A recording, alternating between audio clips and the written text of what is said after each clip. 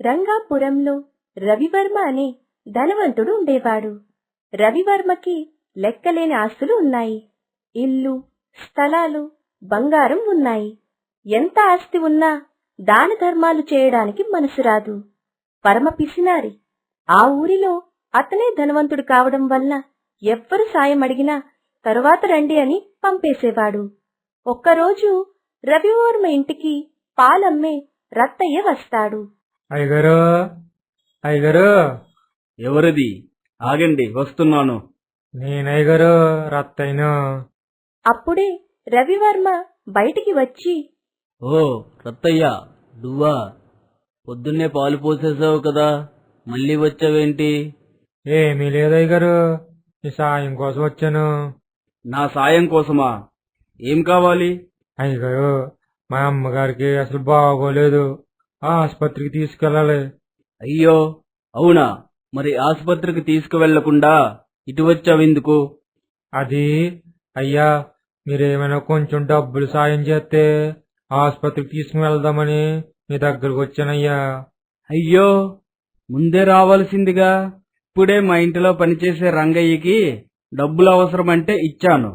ఇంటిలో కూడా డబ్బులు లేవు. ఇప్పుడు ఎలా? అవునా అయ్యా, సర్లేండి, ఎవరినైనా అడుగుతాను. హా, సరే. మీ అమ్మగారు జాగ్రత్త, బాగా చూసుకో. ఏదైనా అవసరం ఉంటే రా, నేను తప్పకుండా సహాయం చేస్తాను. సరే అయ్యగారు, నేను ఇంకెళ్ళొస్తాను. సరే, మంచిది. అలా బాధగా నడుచుకుంటూ రత్తయ్య వెళ్లే దారిలో రంగయ్య కనిపించి ఇలా అడుగుతాడు. ఏమిరా రత్తయ్య, అంత దిగులుగా నడుచుకుంటే ఎక్కడికి వెళ్తున్నావు? అదేమీ లేదురా, మా అమ్మకి ఆరోగ్యం బాగోలేదు, ఆసుపత్రికి తీసుకుని వెళ్దామని అనుకుంటే నా దగ్గర డబ్బులు లేవు. అందుకే రవివర్మ గారి దగ్గరికి వెళ్ళానురా. నా దగ్గర లేవు, ఇప్పుడే రంగయ్యకి ఇచ్చానని చెప్పారురా. అందుకే ఏం చేయాలో తెలియక ఈ దిగులు. ఏంటి, అయ్యగారు నాకు ఇచ్చానని చెప్పారా? అవునరా, నీకేదో అవసరం అంటే ఇచ్చారంట కదా.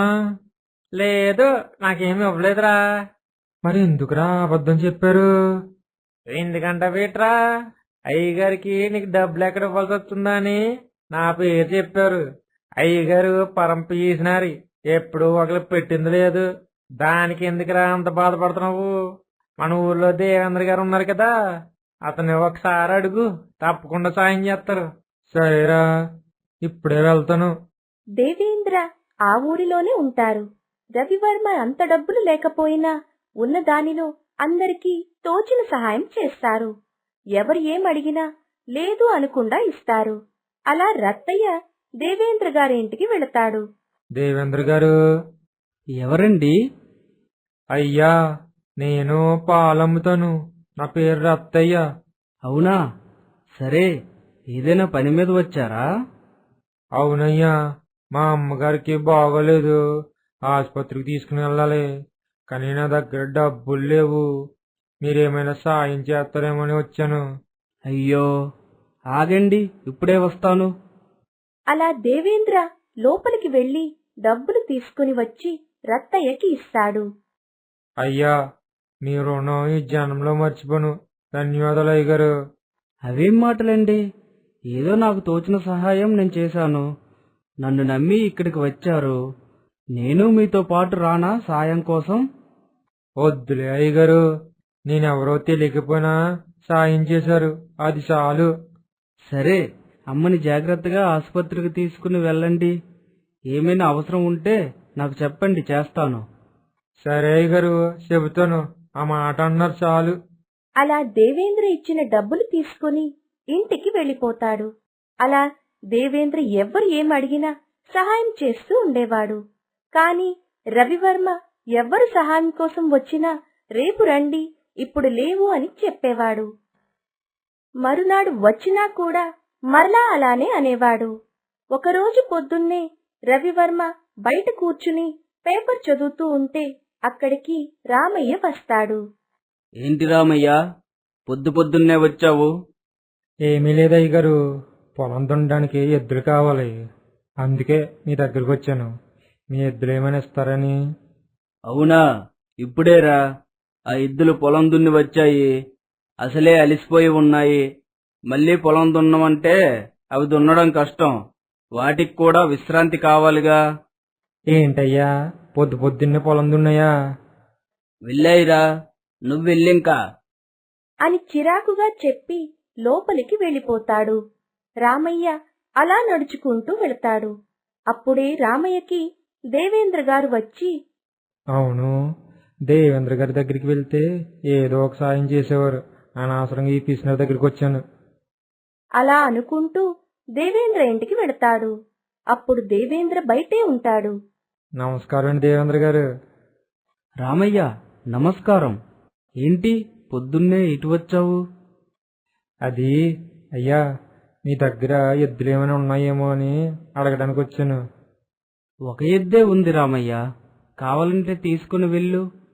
సంతోషమయ్యా, తీసుకుని వెళ్తాను. అలా రామయ్య ఎద్దుని తీసుకుని వెళతాడు. ఊరిలో అందరూ దేవేంద్రుని మెచ్చుకునేవారు. సహాయం అంటే చాలు ఏదో ఒకటి చేసేవారు. ఆ విషయం తెలుసుకున్న రవివర్మ అసూయ కలిగి ఒక ఉపాయం ఆలోచించాడు. ఊరిలో అందర్నీ రచ్చబండ దగ్గరికి పిలుస్తాడు. అందులో ఒకతను ఇలా అంటాడు. మీరందరూ కొంతకాలం ఆగండి. నా ఆస్తి అంతా ఊర్లో బడికి గుడికి దాన ధర్మాలకి ఉపయోగిస్తాను అని చెబుతాడు. కాని అక్కడ ఉన్న వాళ్ళకి అందరికీ తెలుసు అతని మాటలు తప్ప చేతల్లో చూపించేవాడు కాదు అని. సరే అయ్యగారు, మేము వెళ్తాం ఇంకా. సరే, వెళ్ళిరండి. త్వరలో అన్నీ చేస్తాను. అప్పుడు రవివర్మ ఇలా అనుకుంటాడు. ఇక ఇప్పటినుంచి అందరూ నన్ను మెచ్చుకుంటారు అని అనుకుంటూ సంబరపడిపోతాడు. మరునాడు ఉదయం దేవేంద్ర నలుగురు పెద్ద మనుషుల్ని పిలుస్తాడు. నేను ఊరిలో బడి గుడి కట్టిద్దామని అనుకుంటున్నాను. దానికి అవసరమయ్యే డబ్బులు ఇద్దామని మిమ్మల్ని పిలిపించాను. ఎంత మంచి మాట చెప్పారు. అలాగే చేద్దాం. మీరే దగ్గరుండి అన్నీ చేయించండి. నేనెందుకు? ఊరు పెద్దలు మీరే ఉన్నారుగా. మీరే దగ్గరుండి అన్నీ చూసుకోండి. ఏదైనా అవసరమైతే నన్ను అడగండి. చాలా సంతోషం. సరే దేవేంద్ర గారు, ఇక మేము వెళ్ళొస్తాము. అలాగే, మంచిదండి. అలా దేవేంద్ర ఇచ్చిన డబ్బులతో గుడి కట్టించి గుడికి వచ్చిన భక్తులకి ప్రసాదాలు కూడా దేవేంద్ర చూసుకునేవాడు. బడి కట్టించి అందులో పిల్లలకి పుస్తకాలు పలకలు ఉచితంగా ఇచ్చేవాడు. ఒకరోజు ఊరి ప్రజలందరూ దేవేంద్ర గారు ఊరికి ఇంత మంచి చేస్తున్నారు కాబట్టి అతనికి సన్మానం చేద్దామని అనుకుంటూ మరునాడు ఉదయం సన్మానం కోసం అన్ని ఏర్పాట్లు చేసి దేవేంద్రకి సన్మానం చేస్తుండగా అక్కడికి రవివర్మ వస్తాడు. నేను నా ఆస్తంతా గుడికి బడికి ఇస్తాను అని అన్నప్పుడు నాకు కాకుండా ఈ దేవేంద్రకి సన్మానం ఎందుకు చేస్తున్నారు అని కోపంగా అడుగుతాడు. అయ్యా, మీరు ఎప్పుడో ఇస్తానని అన్నారు, కానీ దేవేంద్ర గారు చేసి చూపించారు. చెప్పటం వేరు, చెయ్యటం వేరు. ఊరి పెద్దాన్న మాటలకి రవివర్మ తన తప్పు గ్రహించి అప్పటి నుండి ఊరి వాళ్ళకి లేదు అనకుండా సహాయం చేస్తూ ఉండేవాడు.